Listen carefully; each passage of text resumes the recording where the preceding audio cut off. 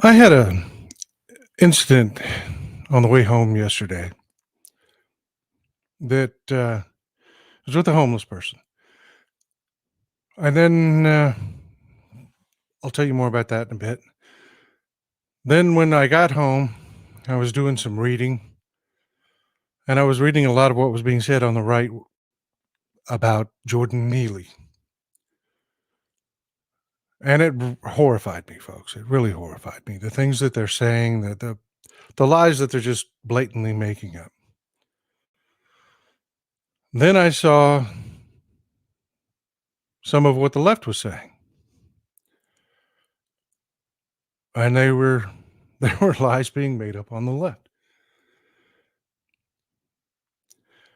And it upset me. It really upset me. And I have to tell you, I'm seeing two men here, Jordan Neely and Daniel Penny.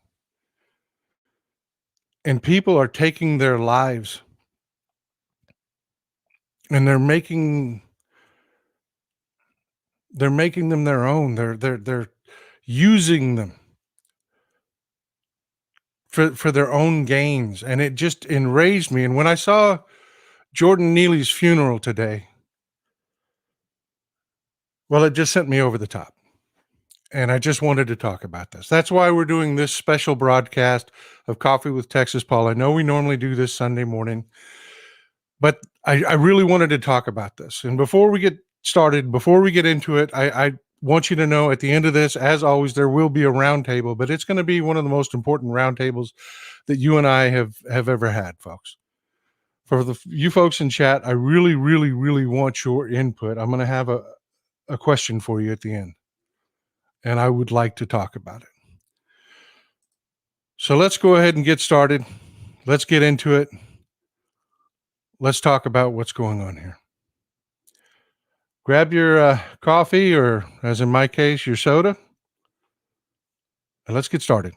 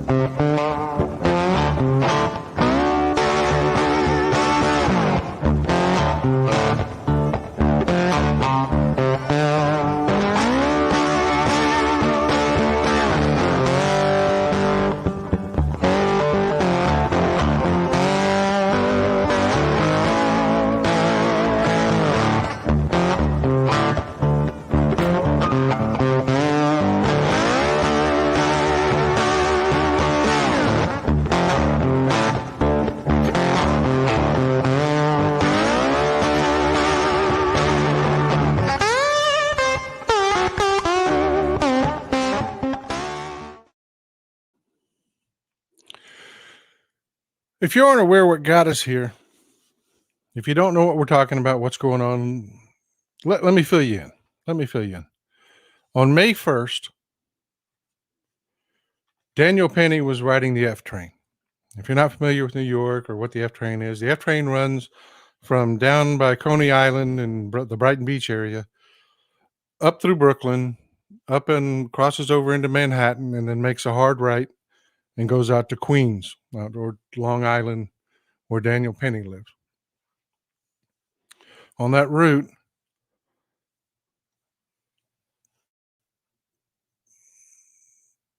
Jordan Neely stepped onto the train. And when we got onto the train, he was a little agitated, just a little. And there is some video circulating. And this is where I say there are lives coming out of the left as well. Just saw a clip earlier or yesterday from the Young Turks, where they play a clip of Jordan Neely, where he is just starting to become agitated.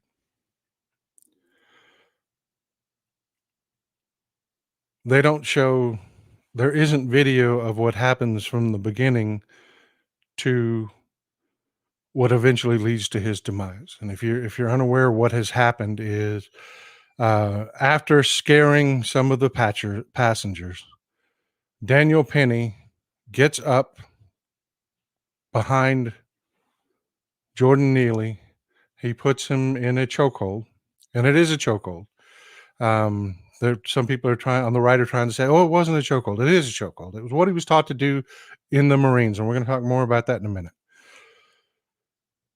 And he falls on his back and wraps his legs around Jordan Neely, and he holds on to him. And Jordan Neely eventually dies. He kills him. And that's what's got us here today. But to really dig into this, we've got to understand who these folks were, how we got here, so that we can really know where to go from here. I'm going to give you a little background information on both of them. Because Jordan Neely had some troubles in his life, some people are going to make the assumption that I'm attacking the victim. I am not. You folks that are regular viewers know that I abhor how we treat our homeless people in this country. Jordan Neely should be alive today. And Daniel Penny killed him. Those facts are not in any way disputable whatsoever. So I just really I want to start this by saying, folks, I am not attacking the victim here just because I am telling you troubles that this man had. Because I need you to stay with me because we're going to talk about what we should be doing. So let's get into it. When Jordan Neely was 14 years old, his mother, Christine Neely, met a man that was going to the same law school as her, a man by the name of Sean Sutherland.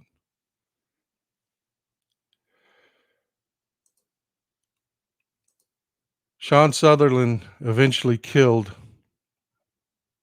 Jordan Neely's mother.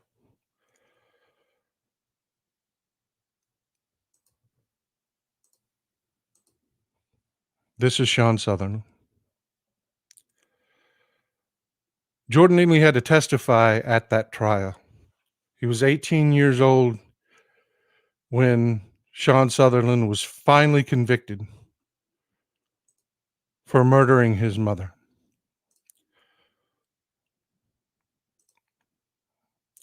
This is Jordan Neely's mother, Christine. She looks like a wonderful woman, doesn't she? She looks just bright as can be.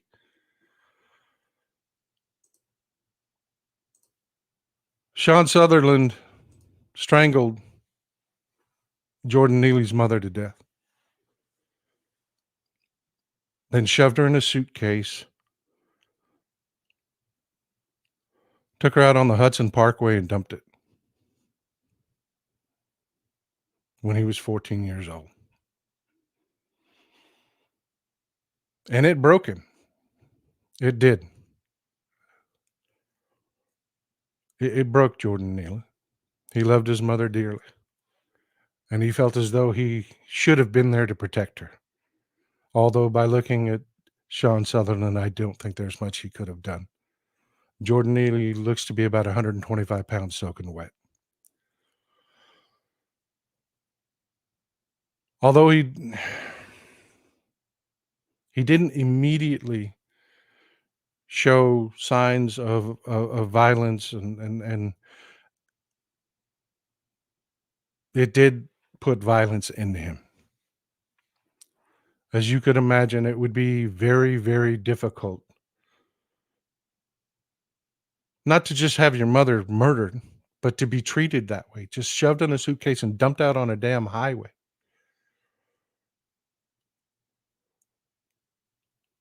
He began to use drugs. Eventually, he became homeless on the streets of New York.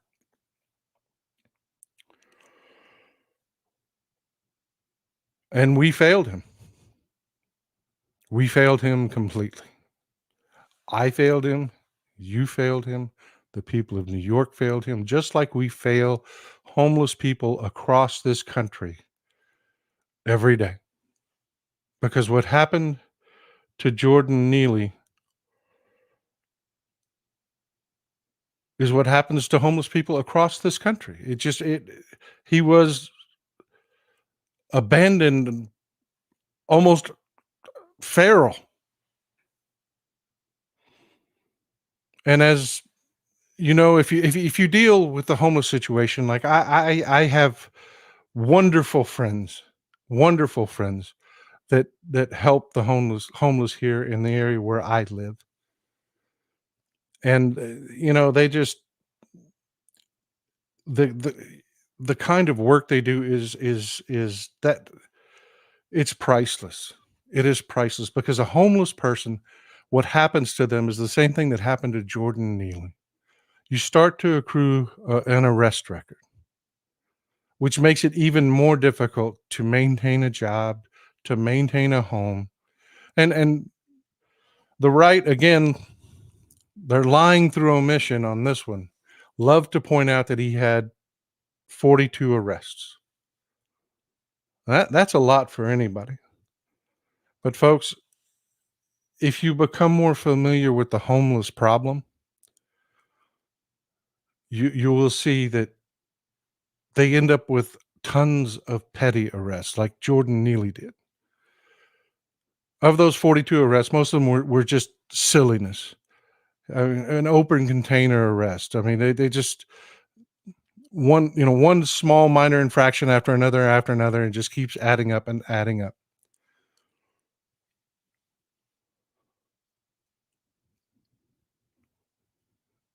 And yes, he 42 arrests. I missed the There we go, Carter. 42 arrests, and they did not help him once. Well, as the arrests started to become more serious, there was some help offered. Back in 2019, he'd had a couple assault arrests, but they weren't major. It was nothing major. It was scuffles, things like that. When he was being arrested for other things, he scuffled with the police. No one was hurt. Then in 2019, things took a turn and became much, much darker. He began to get into these agitated states. And when he would, it would eventually lead up to violence. In 2019, he was on a subway platform in Greenwich Village. And there was an old man that's sitting there by the name of Philemon Castillo Baltazar. He'd seen Neely many times, he said, rooting through the trash for food. So he didn't think much of it at all when he saw him, so he wouldn't pay any attention. Forgive me.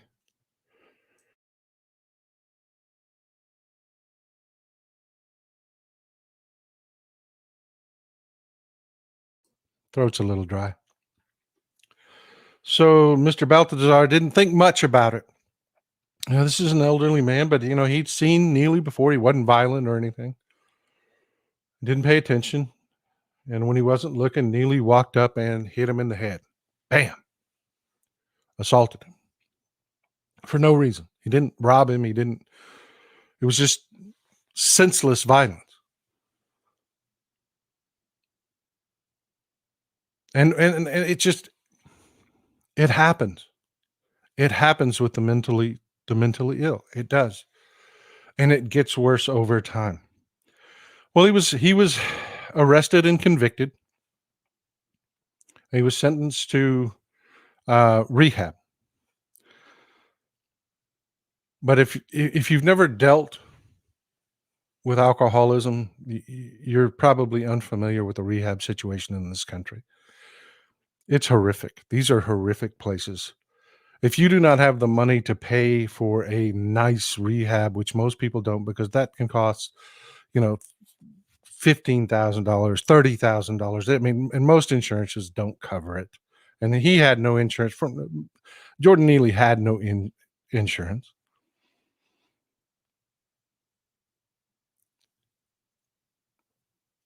That's amazing, Robin. I'm really glad to hear that. And you can probably testify to, you probably have friends that have told you about how horrific some of these rehabs can be, especially ones that service the courts. So moving on to 2021, he's in a market. Jordan Neely's in a market, and there's a woman by the name of uh, Ann Middletree.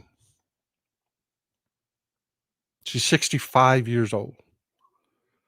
Just shopping. Just shopping. Jordan Neely walked up to her and hit her in the head. Bam. And if you want to know what I'm saying, the right is lying about, I read an account of this assault on a right-wing website that was insane. Said that he beat her face to a pulp, broke her eye socket, and that did not happen, folks. She had some bruising on the side of her head and some swelling. That's what happened. I'm not defending it. I'm not making light of it. She was a 65-year-old woman, and this was just insane violence.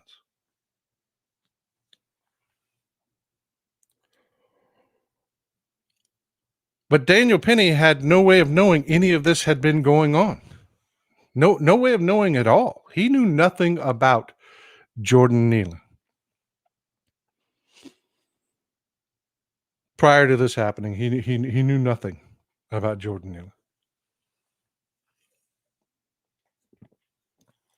But again, you've got right-wingers that are trying to sell to the public that that Jordan Neely was this vicious, pardon me, that Daniel Penny, was taken down some vicious, horrific, horrible, violent creature that beats old people half to death, and it's not true. That just was not true. But the man was unstable, and he was violent. Whether Daniel Penny knew that or not, that is the fact of the case. And I am not attacking him when I say that. If I point one finger at you, I'm pointing three back at me. I'm telling you, as a society, we are screwing up. We are screwing up in this situation. And I'll show you a little bit about what I mean, because when I watched Jordan Neely's funeral today, I became enraged. I mean, this really, really upset me, folks. Jordan Neely was homeless, but he had a beautiful funeral. I mean, a beautiful funeral. Take a look at that casket. That thing is gorgeous. Gorgeous. His funeral was at the Mount Nebo Baptist Church. It ain't cheap having a funeral there. It ain't cheap having a funeral there.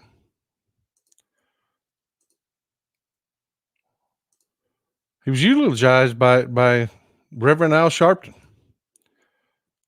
Well, I will confess, I do like Al Sharpton. I do. I think for the most part, he does good work. There's another shot of his funeral. There had a wider shot where you could see that everything. I mean, he had beautiful flowers. This funeral, part of what just enraged me about this is this funeral cost more than what it would have cost to put Jordan Neely in an apartment in Manhattan for a year with utilities paid.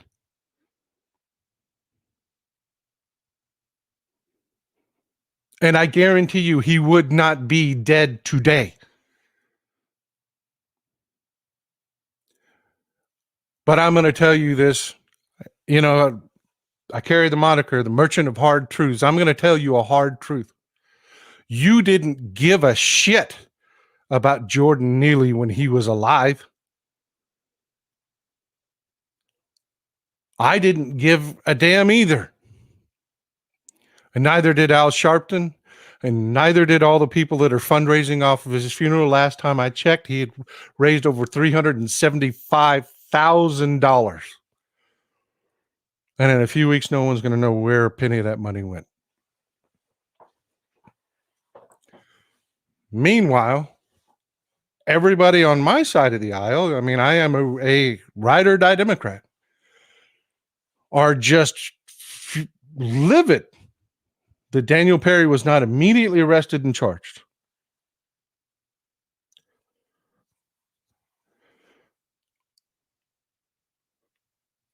We're fighting about the wrong things, folks. We're fighting about the wrong things. We should be enraged that Jordan Neely had to die before somebody gave a frickin' penny for anything for him. He was eating out of trash cans and no one cared. His victim in 2019 didn't care. Let me tell you this, my story from last night. Coming home from my granddaughter's softball game. Just had a wonderful time. Just a wonderful time. We'd stop for dinner. We're going through Longview. We stopped for dinner. Pulled into this restaurant. There was a homeless man sleeping outside. Dealing with homeless folks can be tricky. It can, folks. It really can. You never know what kind of state they're in. But we decided that we were going to get them some dinner and some drinks. If you're ever going to help a homeless person, I want you to remember this. This is vitally important. You can live without food for weeks, several weeks. You can live without water for a couple days. That's it. And you will die. You will become insane from a lack of water before you die.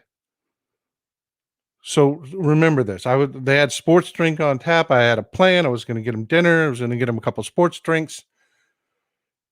And then, we were there kind of late and then we're shutting down. And when they started to shut down, the manager motioned the guy in. And when he walked in the door, those of you who have had alcoholics in your life will know what I'm talking about. The smell hit me. And no, I don't mean he was dirty and he stank because he was homeless. That's not what I'm saying. A severe alcoholic weeps alcohol out of their pores.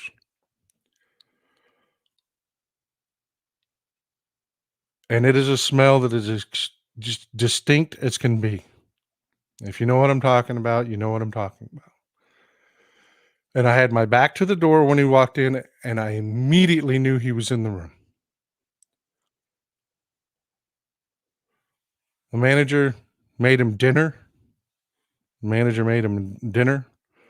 And, I was thinking to myself, well, I don't have to buy him dinner. Let him sit in the restaurant and drink as long as he wanted to drink. I was like, he was okay. And then I started to have that damn conversation that everybody has when you're thinking about helping a homeless person, because I could smell the alcohol pouring out of his pores. And I'm like, if I hook this guy up with a 20 right now, am I really helping him? And I walked out and I did nothing. And I was so mad at myself all night. I did nothing. I mean, I knew that he'd been fed, and I'm not, that manager was just an angel of mercy for that man. Which is probably why he was sleeping by that restaurant where he was, because he was in a pretty public place, and you don't normally see homeless people sleeping on a sidewalk in the middle of Longview. You don't. He probably knew that manager was a kind, caring human being. But the point I'm getting to that was, even I just screw up when it comes to the homeless. I got into a lock. I didn't know what to do. I had that stupid conversation that we all have when we're talking about homeless person. Are you going to buy booze with it? Well, Jesus Christ, if he would have bought booze with it, maybe he'd have got a good night's sleep. I got judgy. And I started thinking, I'm trying to think too much into it when this man just needed help. And that's what we did with Jordan Neely.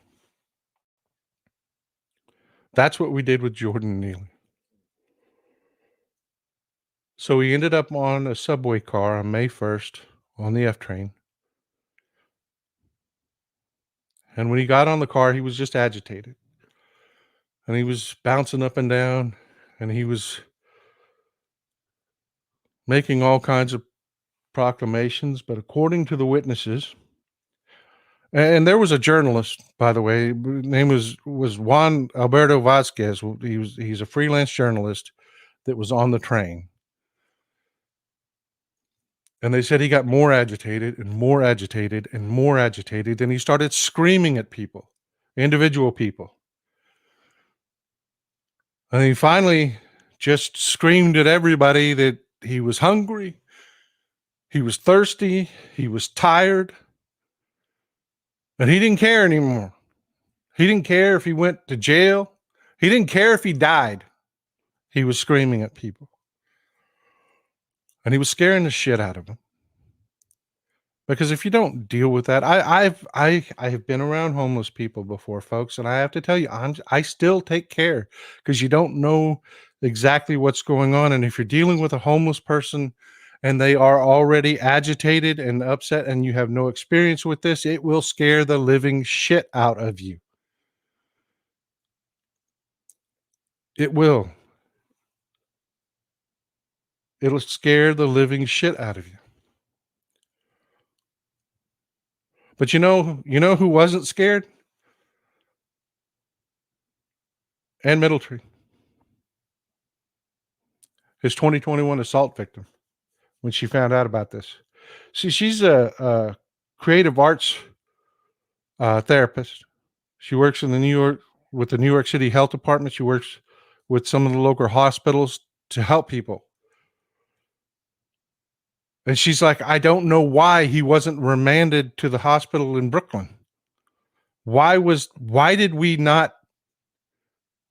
He was obviously having mental difficulties. Why did we not remand him to the psychiatric hospital, in the Bronx, is what she said. I said Brooklyn. It's in the Bronx.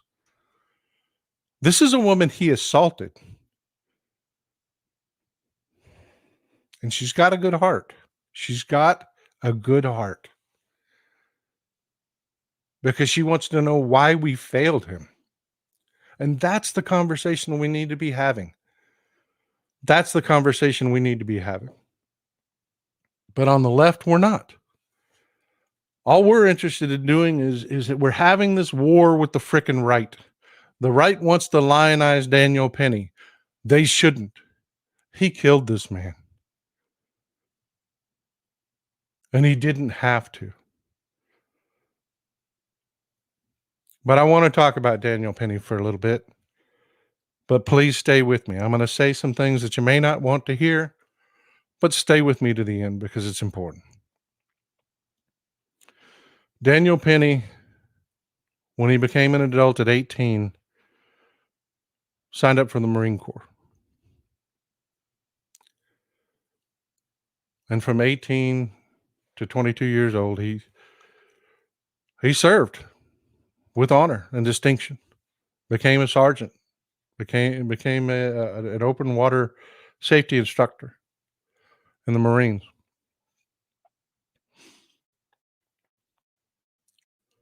In basic training, in hand-to-hand combat training,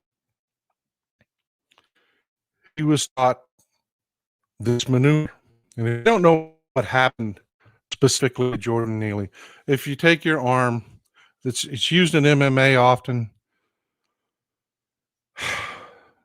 You take your arm, you wrap it around a guy's neck, push it with his neck here where you can apply pressure to it. Then you take this arm, wrap it around your hand, and there's no way to break that. You have mechanical advantage with your arm. It's being held by one of the strongest muscles on your body, the bicep, and you cannot break it.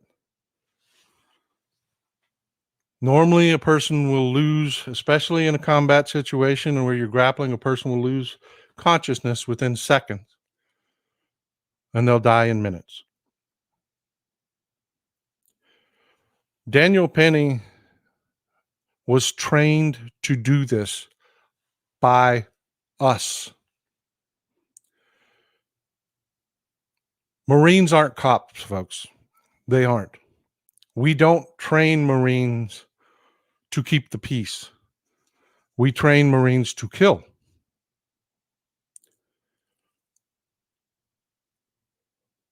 We train Marines to kill. That's what we do.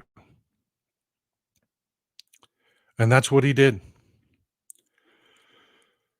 I don't think, and this is where I may lose some of you, I don't think he intended to kill him. I don't think he outright murdered this man. And one of the things that's really making me angry is I have seen the video of what happened, and I'm going to share that with you here in a minute, so prepare yourselves.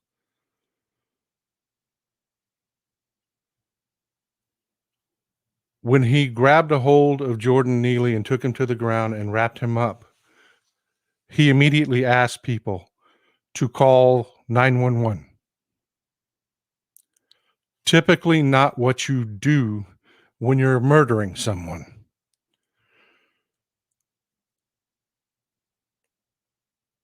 He asked the folks on the car, call 911. He asked for help, and he got it. And now another lie that's being told on the left, and I'll tell you, I do like Al Sharpton, but I will tell you, I don't like where he makes his money. And he's going to make a lot of money off of this because he's comparing Daniel Penny to Bernard Goetz. And if you don't know who Bernard Goetz is,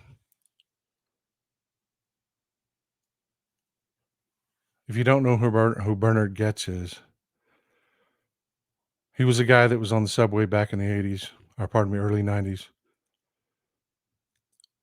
4 black men walked up to him and told him, give me $5. He pulled out a pistol and he shot all 4 of them. He did that whole I was in fear for my life thing. He gets off the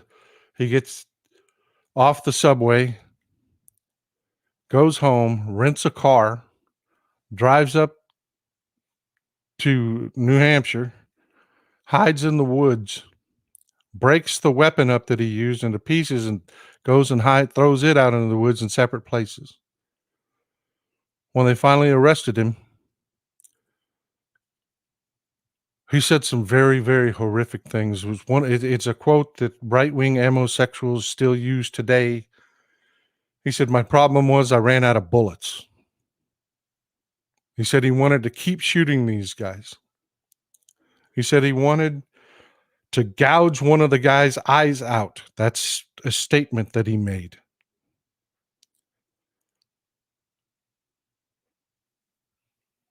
He said the only reason he didn't do it is because the kid looked scared because he had to put a bullet through his spine and he was now paralyzed. But he was going over to gouge his eye out. Daniel Penny is not Bernard Goetz. He isn't. He just isn't. That is not what happened. This video is a little over 3 minutes long. Stay with me. Stay with me. It's not nice to watch, but it's not as horrific as they're making it out to be. Stay with me.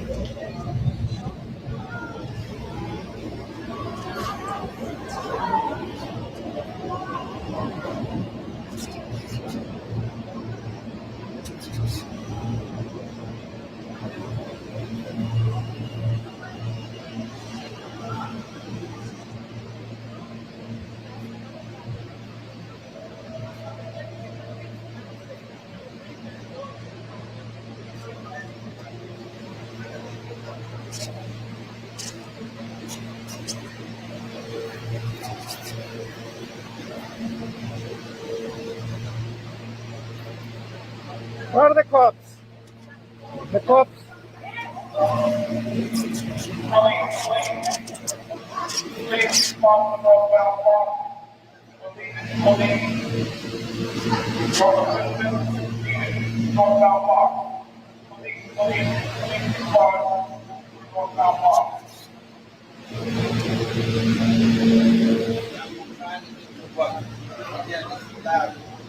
Somebody go up.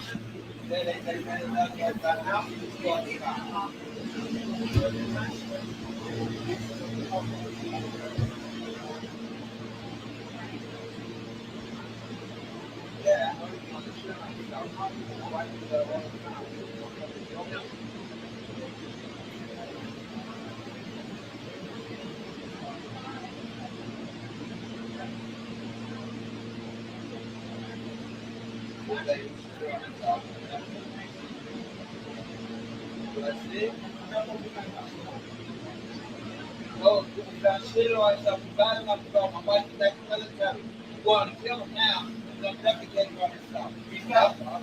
That's all. That's all. You sure that's all? Yeah. Okay. My wife is. Okay. My wife is like. She's not squeezing no more. She's not squeezing. I'm not. And he will definitely go. Defecated and stuff. That's it. All right. All right. None of that. You want to get the murder charge? That's coming straight to the gas. So. They get me. All right, yeah. There you go. Just get a form. Believe me, my wife is ex-military. You gotta help her chuckle, man. Just like don't put him on his back, though, man. He might choke on his own spit. He might choke on his own spit and put him on his back. Leave him on his side, man. Maybe he wasn't planning on getting he had the same chokehold as you got. So that's nice, yo. You hear me? You hell of a training. My wife is leaving. It's Desert Storm. Military. Marine. You really got that chokehold. Once you defecate, you gotta let him go. Alright? If he didn't, stand his old is low, but he'll be alright. Put him towards the face and face the side. On his side, yeah. Yeah, like this. You want to do it today, homie? Huh? Maybe it's the same chokehold that you put his ass all the way out with him.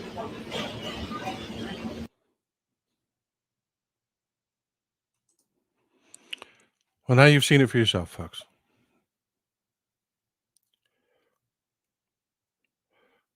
Daniel Penny choked him to death. He did. There is no way around that.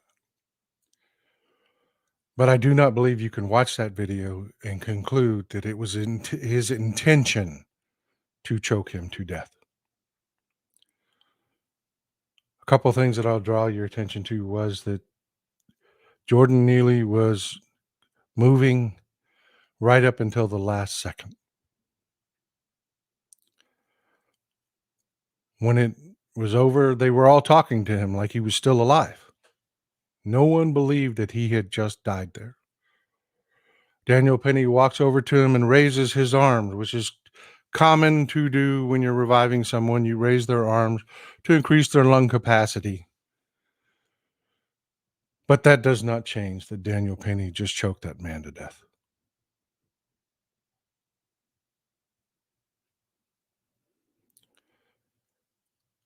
And yeah, it was difficult to watch, and I do apologize for that, folks. But I wanted you to see with your own eyes. Because I've seen still pictures that try to make it look as bad as possible. I have seen commentary that just was not true. But I cannot watch that and conclude that Daniel Penny intended to murder him. He carelessly killed him. He's been indicted second degree manslaughter charges.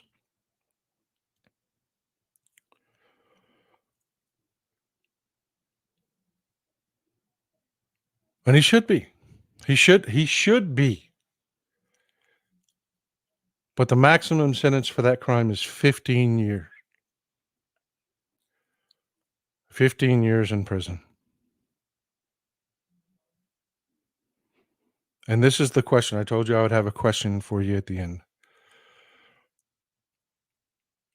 Now that you've seen it, now that you know what you know, what do you think should happen to Daniel Penny? And I will tell you at the end of our conversation what I believe should happen to Daniel Penny. But I do know that what is happening to both Jordan Neely's legacy, if you will, a lot of people are making money off that man's death. That were not there for him in one frickin' iota before he died. And that is wrong. There are a lot of people on the left that are making up a lot of misinformation about Daniel Penny, and that is wrong. This is not black and white, folks. This is very gray.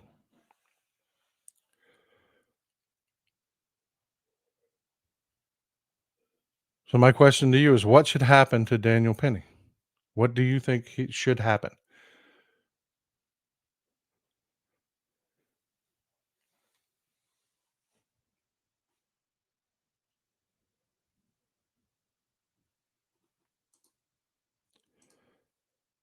Christina, I'm glad you put this comment up there. Let's talk about it. If your actions result in the death of another, that's homicide, period. That's incorrect, Christina. That's not true. That's not true. They're manslaughter. We have manslaughter for a reason. And my question to you, Christina, is do you believe that he maliciously tried to murder? Now that you've seen the video, and I don't know if you were actually here watching the video, now that you've seen the video yourself, do you believe that it was Daniel Penny's intent to murder Jordan Neely? Because from what I've seen, from the testimony, this is a great point, Marcus. Great point. As a trained Marine, he knew better. I would make just the opposite argument that as a trained Marine, and this is not somebody that has been years and years and years. He wasn't like a 50 or 60-year-old man who was a Marine when he was a kid. This is a guy that was a Marine that was just on tour, that was just a couple years ago. He was trained by us, by you and me, Marcus. We trained him to be a killer. We did. We trained him in a combat situation how to kill. We didn't train him how to subdue. How much of this is on us? Because we took a Marine and put him out in the population.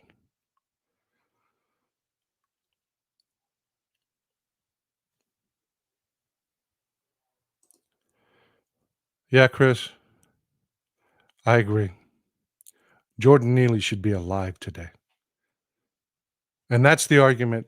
That's what I want to do here, folks.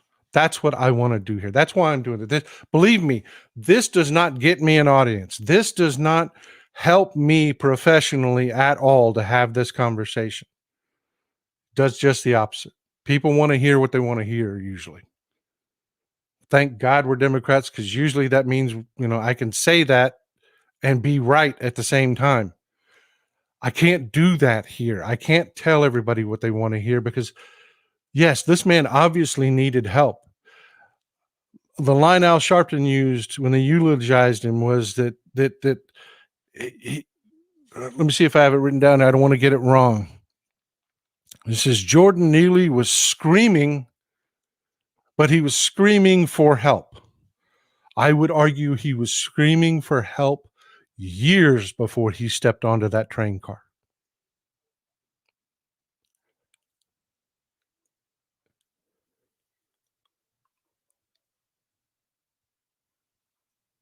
Years before he stepped onto that train car, he was screaming for help. And that's what I want to do here, is I want to get people so many people are just, all their focus is on, the right wingers are just trying to make Daniel Penny some sort of frickin' hero, which he is not. And on the left, everybody's worried about getting Daniel Penny's head, and we're missing the frickin' point. This man died because we failed.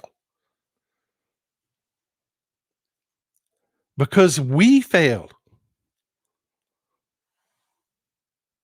This man was screaming for help. He was digging through trash cans. His 2019 assault victim saw him multiple times, wasn't even slightly worried about the guy because he'd seen him rooting through trash cans over and over and over again for food. That was in 2019.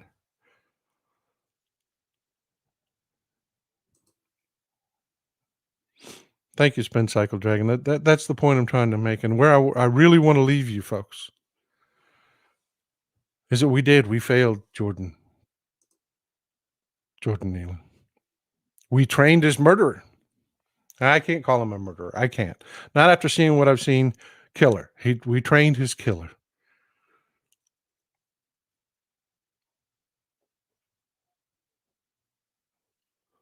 We did.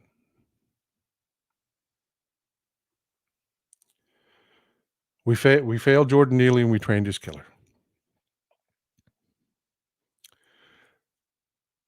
So if I can, humbly, I would like to short circuit this conversation that's been going on all over social media. Instead of focusing on what we can do to Daniel Penny, let's make this a call to save the next Jordan Neely.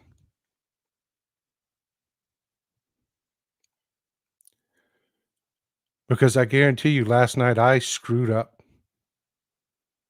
and didn't do all that I could do. And it's killing me.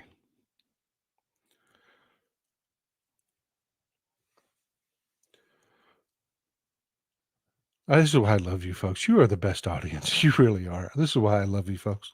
You know where I'm going before I even get there. Thank you, Vicky H. Yeah. Reagan and the Republicans cut funding for mental health hospitals. We need to restore that.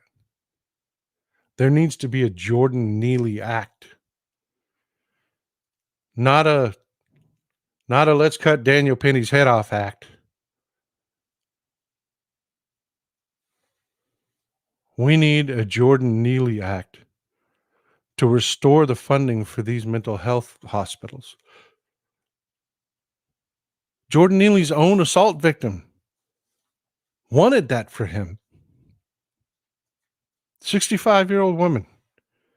She wasn't terrified. She wasn't upset. She's seen this up close and firsthand, and she knew what we needed. We need more hospitals. We need more people to treat these folks. And it's not free. It costs money. But Jesus, how much is this costing us in this trial? How much is this costing us? Because Daniel Penny will get convicted of this. He will get convicted of it. There is no question whether he committed manslaughter here. If he goes to jail, we're going to spend how much to lock this man up? And if he gets deferred adjudication or probation, his ability to contribute in society is cut off at the knees.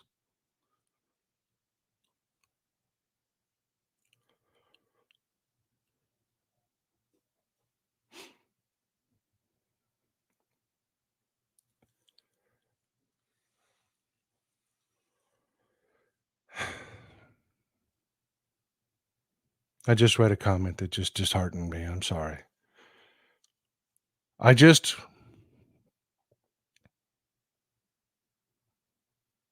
want to elicit your help.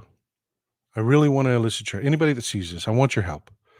Help make sure that from now on, every time we have a battle over funding, we're trying to get some funding in. We're trying to get a Jordan Neely Act put into that funding bill. Because let me tell you something, folks. Right now, where you're at, tell me where you're at. And Chad, if you don't mind, just local area. It doesn't have to be close. I don't want your address. Just local area. I'm in East Texas. I'm in East Texas. I'm in rural East Texas, so I can't give you a town because I'm not by a town. I'm out in the sticks, man. But right now, in all the little towns near where I am, there are homeless people. There are homeless people in Northwest Arkansas. There are homeless people in Daytona Beach. There are homeless people in Michigan, Toronto, Syracuse, everywhere you're naming, Minneapolis, everywhere you're naming, Arizona, all of them. There are homeless people right now as it's dark outside in the streets that are panhandling. And most of them are not dangerous people. They're not.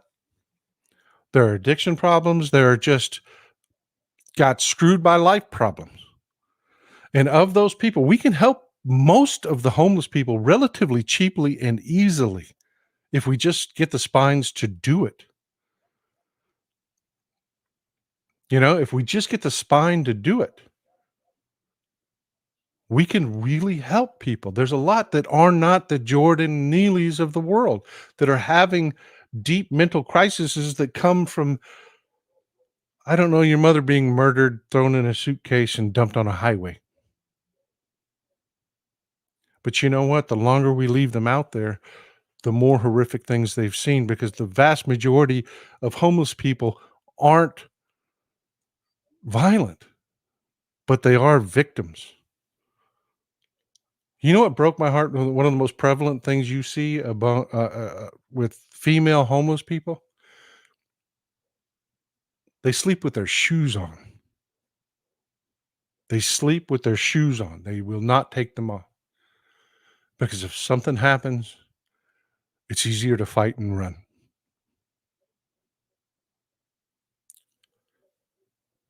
We can fix this. We can. You know, as a country, if we had minimum salaries for people, everybody, universal income. Do you know how far that would go to somebody that loses their job, loses their house? Not everybody has family to fall back on, folks. We know. And it's cheaper. It's cheaper to do the right thing and help these people than it is to incarcerate them, to allow them to become victimized and hurt and damaged and broken.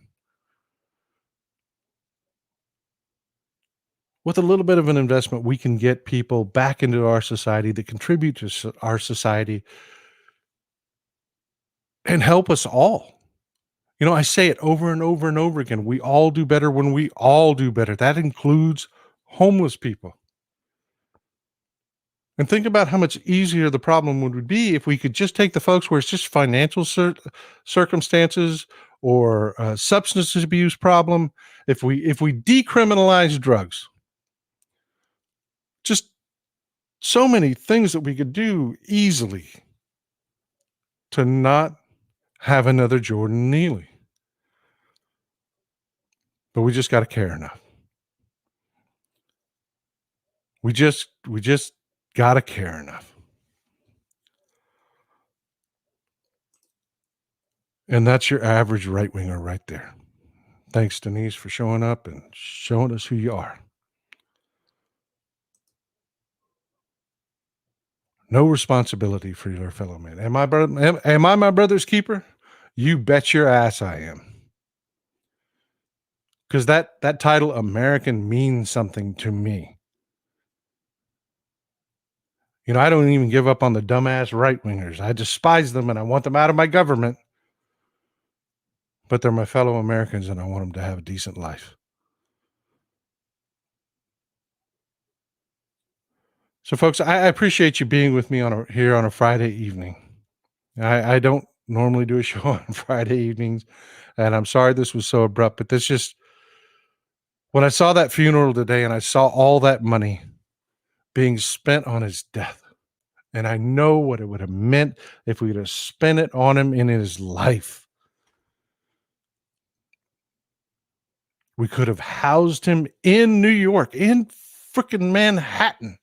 We could have housed him and paid his bills for a year, getting that guy some therapy. God knows a lot longer if we would have asked him politely, "Hey, do you think we could move to get you a place in an area that's not so expensive?"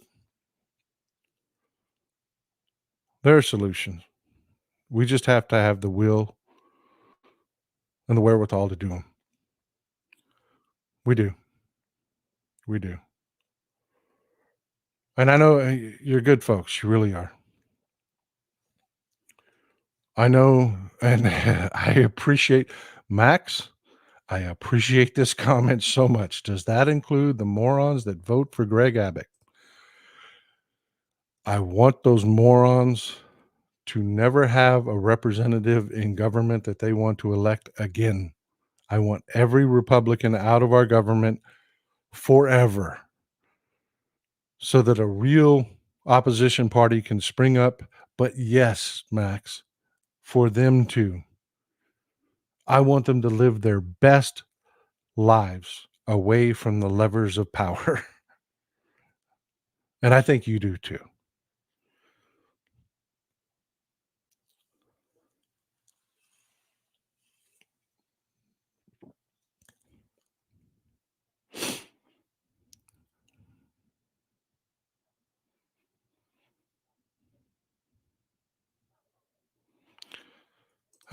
So we have a lot of folks that are just saying horrible things,